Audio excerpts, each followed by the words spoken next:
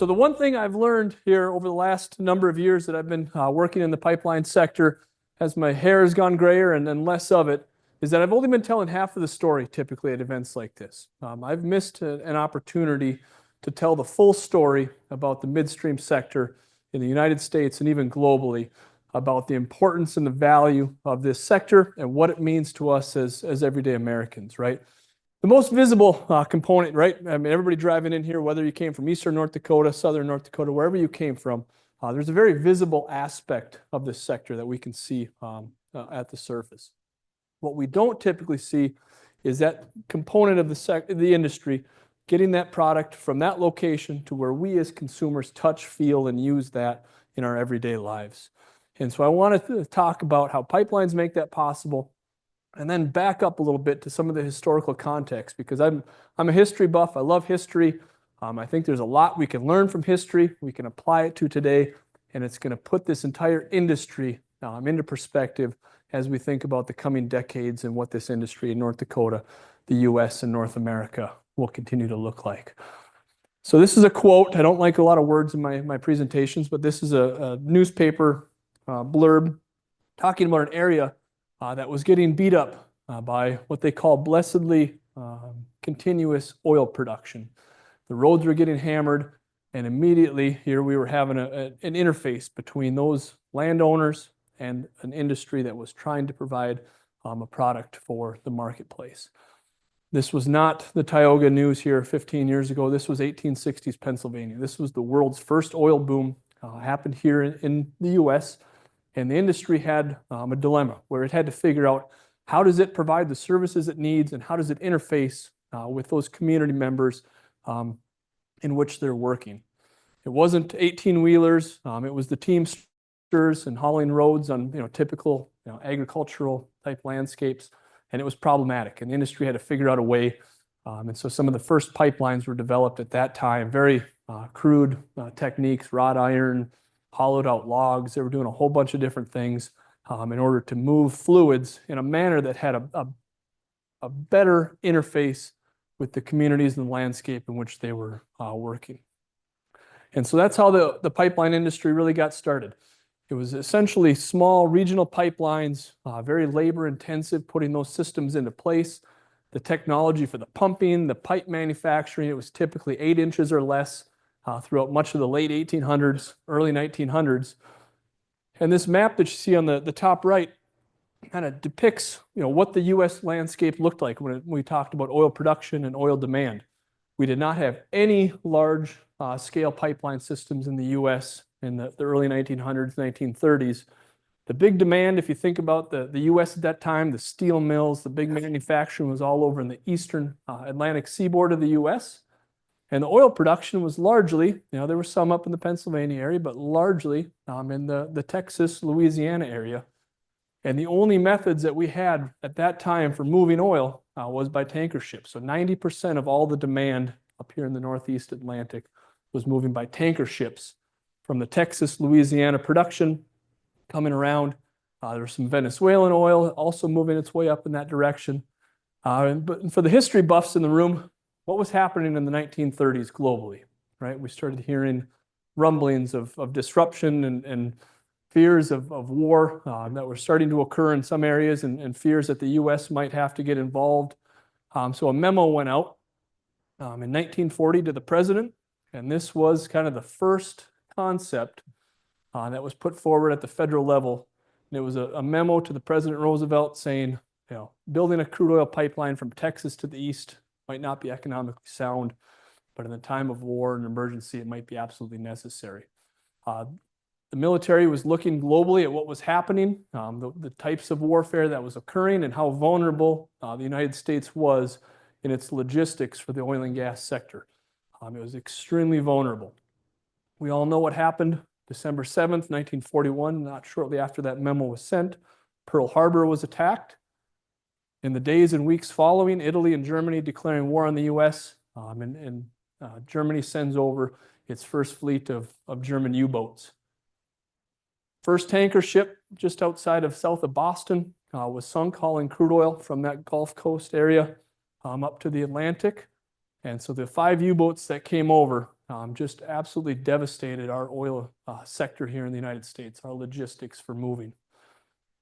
It was essentially free reign. A lot of the military convoys and everything were outside of the U.S. waters, and so these tanker ships were essentially sitting ducks for those German U-boats, and they were incredibly effective. You can see this is in 7 months, January to July. Every one of those black dots you see are ships that were sunk by German U-boats along the Atlantic coast of the U.S. 90% of our oil that had been delivered was cut off. Tankers were sunk, 609 ships. And it was largely, unless you were in the industry itself, from what I'm able to tell historically, there was a lot of kind of blackouts from the media. They were not allowed to do a lot of coverage on the topic itself. And so it was a really interesting time. But the U.S. found itself in a very, very perilous situation. Industry and government combined up with an effort to build the world's first transmission crude oil and natural or refined product pipeline system. They created a company called the War Emergency Pipelines to build a 20 and 24-inch pipeline from the Texas, Louisiana area up to the Atlantic portion of the U.S. It was perilous times. Again, with 90% of the oil shut off, it was dire in order to continue to feed our industries here, continue to feed the war needs at a global scale. You know, in hindsight, when we look back, there's a war historian here that credited essentially the U.S.'s ability to fuel and feed the war efforts was, you know, largely thanks to these two pipeline systems that were constructed. Here in the U.S. today, my monthly reporting, everything else, we still use defense districts when we talk about energy movements, supply production, supply movements. This is all a relic of that time period where the U.S. had to be separated out, and we still work through exercises and accounting based upon principles that were developed during that wartime. Fast forward a little bit, we had the 1970s energy crisis. Again, the U.S. found itself in a scenario where the movement and the logistics of moving energy from where it was being produced, which was not in the U.S. at that time, into the U.S. Was in crisis. 2021, this is events that we can, you know, really vividly remember back to, the Winter Storm Uri event. We think about production down in Texas, Oklahoma, and even somewhat in North Dakota at that time frame. I remember, you know, during the events that were taking place, we were seeing oil wells, gas wells in the southern U.S. being shut down, and it was essentially all hands on deck. You can see here in yellow, this is our natural gas infrastructure and how we tie into the broader U.S. Marketplace. The pipeline companies telling me they had staff sleeping in trucks out at locations at compressor stations. It was mission critical that every molecule that could be sent from North Dakota to the Midwest, down into the Texas markets, at a time where U.S. citizens were literally freezing to death, that this energy movement, these pipeline systems that we had built out over the decades, it was showtime to make sure that that production was getting to where it needed to be. Not long after that, the Colonial Pipeline hacking event, you know, we saw again citizens cut off on their supply of refined products in the eastern portion of the U.S. Federal government had to send out tweets not to fill grocery bags with gasoline. People were getting dire. They were doing all types of unsafe things, but people got desperate really, really quickly. Things they had taken for granted. You know, 24-hour access to refined products and energy is something we just take as a given in our daily life, and they had that pulled out from under them extremely quickly. 2022, the winter storm events here in North Dakota. Again, a scenario where we have this infrastructure, we've got oil and gas production in the state. Again, getting the phone calls and the emails that production was shutting down. We largely had the entire industry go black. The gas processing plants were down. A lot of locations were down as power was hindered. And I remember thinking, boy, if the natural gas production in North Dakota is shut down, it's incredibly, you know, the tough winter conditions. You start looking at all the homes and you think, how are we going to get natural gas to all these homes? How is the industry going to solve this equation? Thankfully, at that time, one of our 42-inch pipelines coming down from Canada, they were able to pull excess gas out of storage, some incremental production up in Canada. And so for a window of time, our homes in Bismarck, Dickinson, wherever you were largely being fed by Canadian natural gas because North Dakota's industry had shut down. And had that pipeline interconnectivity not existed, it could have been a very, very different scenario playing out, similar to what we had seen the year before down in Texas with Winter Storm Uri. Geopolitical considerations. I'm not going to hammer home on this, but we saw the weaponization of energy supply from Ukraine and Russia and the dynamics taking place in Europe. In the U.S., we saw an immediate shutdown of roughly 500, 600,000 barrels a day of crude oil that the U.S. was importing. And then again, questions start coming. How does the U.S. find another 500,000 barrels a day, 600,000 barrels a day in the event that we're no longer importing it from Russia? Can North Dakota deliver crude oil to the East Coast where those Russian barrels were being imported? Can the North Dakota deliver crude oil to the Pacific Northwest or the California refineries where some of these other barrels were coming? And so again, the logistics and the importance of our transportation network can't be understated. So then where are these pipelines and the value and the criticalness of them? For those of you in the industry, you know that this is what is happening underneath our feet. These are just the major crude oil and natural gas pipelines. The U.S. has the world's most robust, the most expansive footprint of energy pipelines of any place in the world. This serves as a tremendous asset for our nation and our ability to compete economically, our ability to provide, again, supply security from a defense and a strategic importance. And so we can't understate the value of this infrastructure. In North Dakota, we will break these systems down into the various components that they carry.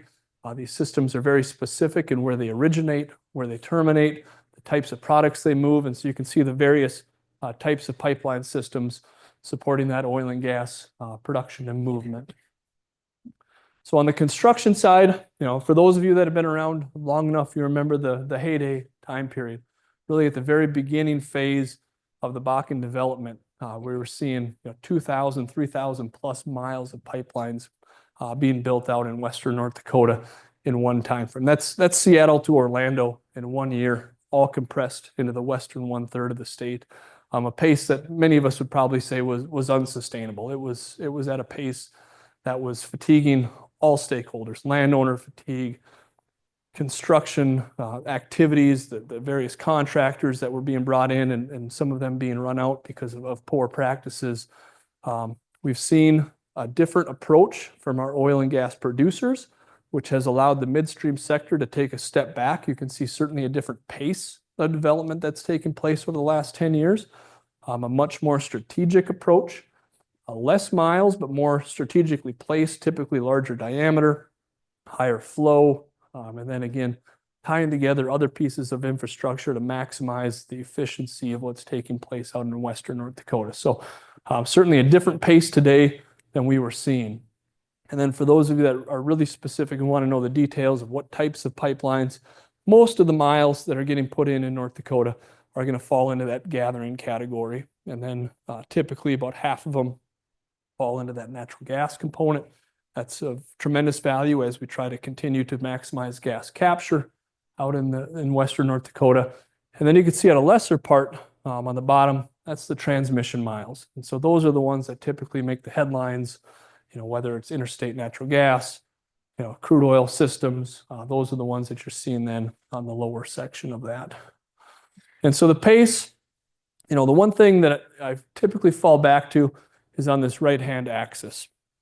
When we talk about the most active piece, which is gathering, how many miles of gathering pipeline are typically getting added per section developed? And we've seen a pretty consistent trend, somewhere around 1.75 to 2.5 miles of pipeline being added for every section being developed. And you'll notice that's consistent even with the lower mileage compared to the high mileage time frame. And why that is because we're seeing a higher density of wells. We're seeing less sections developed by the industry. They're putting, they're back in the infill, or they're in the infill phase right now of the industry, where they're adding the second, third, fourth, fifth well on a location. So again, higher production from those facilities, requiring less miles, but typically higher volume pipeline systems. So where we're at as an industry today, significantly lower rig counts than we've seen, over the last 10 years or so, hovering around 31 to 33 rigs being active at any given time in Western North Dakota. This is something that the DMR had put out about a year ago about their inventory assessment of how many well locations are remaining. You'll see about 70,000 or 7,000 remaining in the Tier 1, another 7,000 in the Tier 2 area, and another 7,000 well locations that they identified in that Tier 3 area. And so when you think back to that rig map I showed a minute ago, we're seeing, again, depending upon the operator, if they've got acreage available in the Tier 1, they'll typically target those areas first. They're going to look at the highest return. They're also going to factor in where they have gas capture capabilities and where they put those rigs. And so again, a much more strategic effort in place that we're seeing from the operators. Another good metric for those of you that are watching the industry and are trying to figure out where the industry is going, rigs per dollar of WTI. So you turn on any news channel, you'll see the oil price ticking along the bottom there. We've had a number of kind of drilling phases throughout the Bakken's history. Coming out of COVID, we've settled in right around this 0.5 metric. So you take that oil price, take it times 0.5, and you'll typically land on a rough area of where the rig count has been falling. And so if we see oil prices go up $10, $20, down $10, $20, whatever assumption you want to make, that at least statistically here over the last several years is where things have been landing. And so going forward, one thing we want to continually watch is what happens to oil production under the various well completions scenarios. So how many new wells are being drilled, completed, and being brought online is going to dictate what happens to North Dakota's oil and natural gas production curve here going forward. And so I laid it all out on the table here. I said, okay, what happens under these various scenarios? And one thing you'll notice here is typically around 80 completions per month is going to be what's necessary in order to keep oil production in North Dakota relatively steady. The way we can think about that, a new way that I've been tracking is looking at the frac crews. So how many completion crews are out in the field? Our frac crews are becoming more efficient. So every year, the amount of wells that any given frac crew can complete is continuing to improve. We've got, as of just a few weeks ago here, 12 crews active. I think that as we head into kind of the warmer months, summertime, we'll likely get back into the 14 plus crew count as we get through the winter time frame. And that's that's the magic number to get that 80 plus well completions going forward. Everything I'm hearing from the industry itself, what they're putting out to investors, what we're hearing in just private conversations is pretty steady oil production to some slight growth on some of their plans. So I don't think we'll fall into anytime soon production slide. Granted, there's winter issues that we'll get through, but going forward through the rest of the year, all expectations are that at least on the crude oil component, steady to maybe some slight growth here as we exit 25. On those crude oil transmission dynamics, again, you can see these are our major pipeline systems moving oil either eastward to the Great Lakes refiners. We've got one active crude oil refinery here in North Dakota and in Mandan, operated by Marathon Petroleum. We've got the Dakota Access Pipeline coming down towards the Illinois and Gulf Coast markets. And then again, a couple of pipeline systems over here in the west, which are moving oil down into Wyoming and then continuing on to Oklahoma market hubs. So as we sit today, again, crude oil movements was one of our most challenging issues for the midstream sector in North Dakota during the early days of development. What you see in green, these are our pipeline capacity options, and then in orange is our rail capacity options. So you can see in black, oil production was exceeding our ability to move oil out of the region by pipeline. With Dakota Access coming into service and some other expansion work that took place, and then again, this is that COVID window where we saw kind of a different production profile build out. We're at least today in forecasting that if all those systems stay into service, that we're going to be in a pretty strong situation for our crude oil market here in North Dakota. We still have roughly 2 trains a day leaving North Dakota, moving specifically to the Pacific Northwest refineries where we can't access them by pipeline. Those are essentially elective market movements, and those are things that we'll continue to see from an elective basis, but our crude oil dynamics look very, very strong. What is going to be, I think, most challenging here for North Dakota is going to be coming up with a complete natural gas solution. And so for that to happen, a number of different components of that industry need to come together. And first is our understanding of the production profile. When we look back, that was probably one of the biggest things that we were missing as we were building out processing facilities, gas gathering, gas compression, gas transmission, was just underestimating the potential that these Bakken wells have as it relates to natural gas production along with the crude oil. And so that graphic that I showed you earlier on the various completion scenarios, if you remember back, 80 well completions a month was the magic number to hold oil flat. And where I believe we're going to be landing. What happens on the natural gas side is 80 well completions a month doesn't hold natural gas flat. 80 well completions per month puts natural gas on a pretty robust growth trajectory. That has to do with the gas-oil ratio, how much natural gas each of these wells produces relative to its oil production. And so we need to be planning for pretty robust growth on the natural gas side, even though if we might see oil volumes stay relatively steady. Gas-oil ratios, this is something that's continued year after year to outpace expectations. All the best intentions in the world, building infrastructure pieces, using the data and information we had at the time. And 2 or 3 years later, when that facility comes online, all of a sudden technology has advanced. The well performance is vastly different than what was initially anticipated.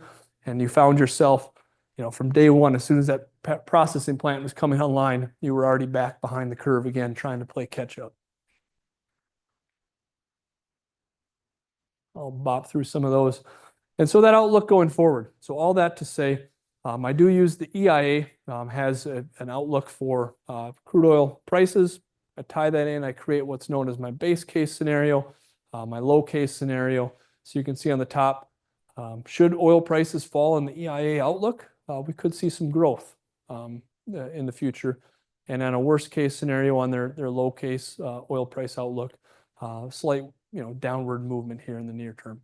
What is steady though, oil prices and activity do not change the chemistry downhole. So the gas-oil ratio is going to continue to go up regardless of what happens in the marketplace up on the surface. So in either scenario, we're forecasting natural gas production to grow, and our infrastructure, as you'll see here in a moment, is going to need to keep pace and continue to expand in either scenario. Gas processing, that's one piece that, again, was one of our big challenges early on. We were either right on the curve or behind the curve. Some investments by the midstream sector right before COVID, it really did a good job of playing catch up. But the expectations are that, here in the next 3 to 4 years, oil or natural gas production is going to exceed our gas processing capability. We're going to find ourselves in a scenario where we need to continue to expand that component of it. And then last but not least on this is transmission. This is the one that gives me the most concern because it has the longest lead time, some of the highest investment requirements, and some of the biggest challenges around it. And if we don't solve the transmission piece, you really have to have a good vision for transmission in order to even start solving the processing component and then back to the gathering, compression, feeding those processing. So this piece, the long lead times, the high investment, the high stakes surrounding it is the piece that gives me the most concern. And I think, rightly so, we've been focused on quite aggressively. So this is our current natural gas sector footprint. You can see all the gas processing, 30 plus facilities in Western North Dakota taking that raw natural gas, converting it to what we call residue gas, what we burn in our homes and our businesses. And you can see how that infrastructure has been built out now over the last number of decades. This is that same map and now to scale by pipeline capacity. You'll notice one piece here in particular, the Northern Border Pipeline. This is a 42-inch natural gas system that originally was built just to move Canadian natural gas down into the Chicago area, has now largely been overtaken by North Dakota natural gas, with less and less Canadian gas coming down. So that system really is our big export connection down into the Midwest. And as I just noted, we've seen more and more market share of that being North Dakota or Williston Basin sourced and less Canadian. Challenge becomes what happens when we get up to this 90+% and eventually probably close to the 100%. That is our last major market option out of the region before any expansion work gets done. How am I doing on time? About 10 minutes. 10 minutes? Okay. Yep. So all of that wrapped together, the magic number that people want to know of, what do my forecasts say about timelines of when solutions are going to be necessary? Don't get too caught up on the various curves, my base and my low case. Just look at the years, depending upon the assumptions. We're somewhere out in this 2027, 2028, 2029 timeframe before we're really out of residue or natural gas solutions for the state. And this is what really has most of us concerned, saying, okay, we have to start stacking some additional solutions, whether that's in-state or transmission systems out of Western North Dakota, so that we can get the ball rolling on those solutions, which will then trickle back upstream to the processing, the gathering side. Our market connectivity, I won't spend too much time there on that. And so going forward, beyond 2026, what are our options as a state in order to keep this sector growing and vibrant?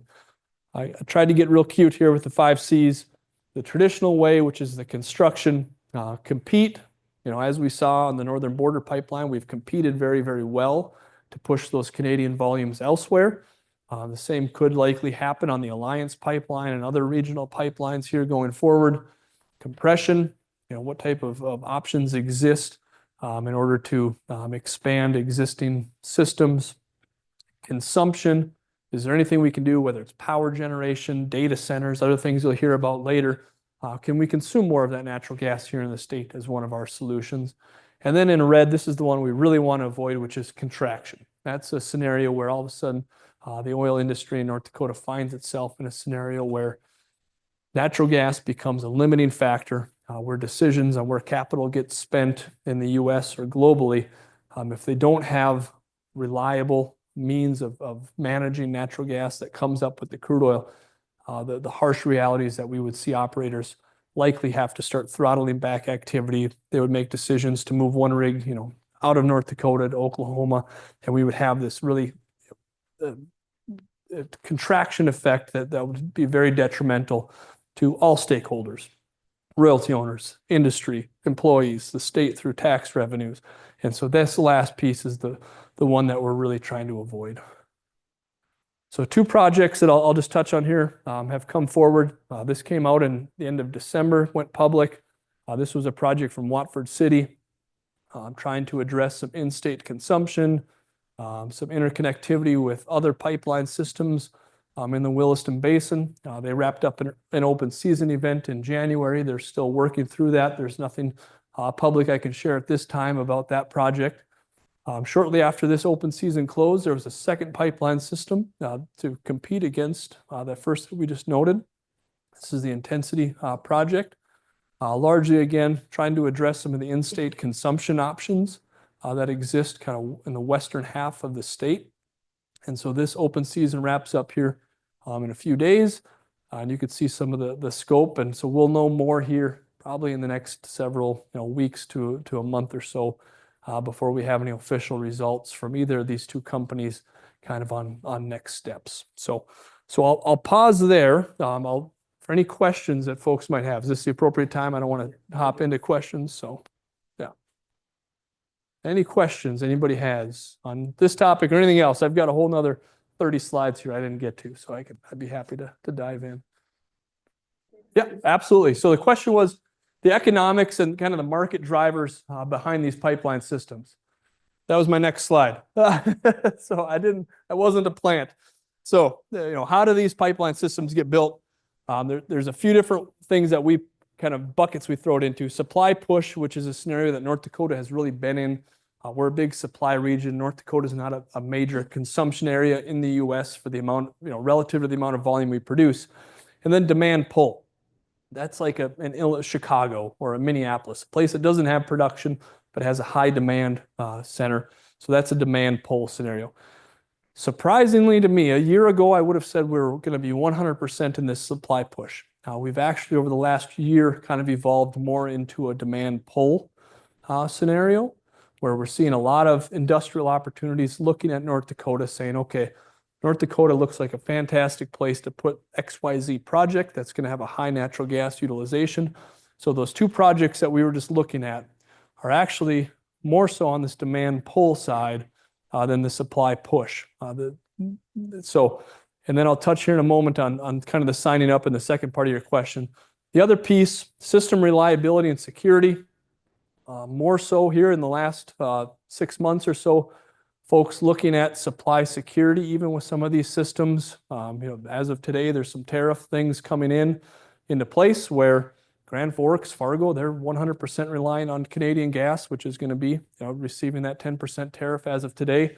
I think there's a real strong argument to be made to providing some domestic natural gas into those marketplaces that wouldn't be subject to some of those. But so there's some other additional benefits that come with that. And then who signs up? The second part of your question. A pipeline company will not build a system like this without long-term commitments. And so you saw in my slides, typically 10 to 20 plus years is what a pipeline company will want from potential shippers. And those are the people that sign up. The pipeline company does not own the product in there. They work like UPS or FedEx. And so these are the typical types of folks that would be signing up to take that 10-year commitment to use that pipeline for a certain volume from point A to point B. And then I added here in green, this is also a capability that the state of North Dakota, through the Industrial Commission, the Pipeline Authority has, where the state of North Dakota has a mechanism in place where it can provide some capacity component of a pipeline system with the intention then of releasing that capacity back to the industry that wasn't ready at the time to take on a full 10 or 20-year commitment.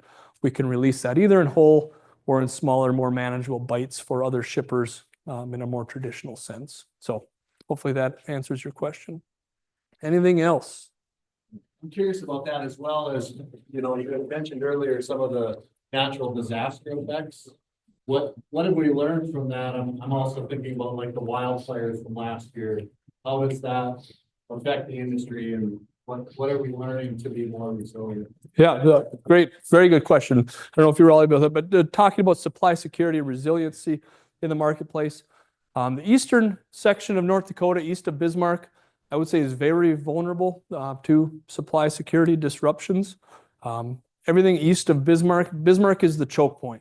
So if anything were to happen along this route, if there was an incident, if someone on a backhoe making a bad decision, hitting something at a time period, there is no redundancy today for some of these, and as well, that natural gas that comes down. I want to say it was about 11 years ago, there was an incident where they had a pipeline rupture during the wintertime up here in Manitoba, and all of a sudden that supply was cut off, and the existing system just cannot backfill into there. So Xcel and others on the utility side were scrambling to have everybody turn their heat down and take precautionary steps to try and quickly erase demand.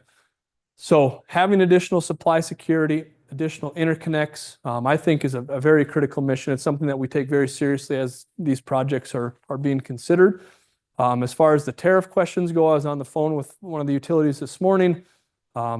Typically, if it's the MDU, Montana Dakota Utilities perspective, they take volumes into Wahpeton, for example. MDU spreads those incremental costs out over all users. So it wouldn't be just the Eastern North Dakota users absorbing those costs through our Public Service Commission get spread out over all the users. And the same would happen with Xcel and any other users in that Red River Valley or the US as a whole.